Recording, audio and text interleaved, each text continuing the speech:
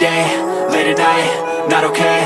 All I want, and I pray, all I need are some better days. Fuck me, I'm looking in the mirror, so foggy, but I've never seen clearer.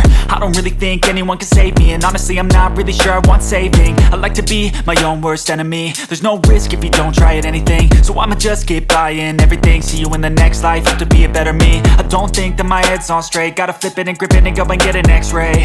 What's wrong with me? I just feel weight pushing on my chest and it squeezes till I suffocate. Better change my mindset, meditate. It's pretty cool that I'm alive and have better days. I could walk, see, hear, I should celebrate. Think I could change my mind, maybe elevate.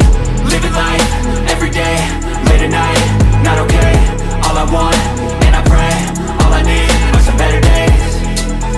Yeah, all I need are some better days. Cause all I want, and I pray, I believe in the better days. I'm kinda stuck between a rock and a hard place. Do I work hard or live at my pace? You're only young once, yeah that's all great, but I also want a future where I'm okay. Living life is doing lots of cocaine. Wait no, it's living with no shame. Wait no, it's sleeping in on Sundays. I guess it's different for each of us and that's okay.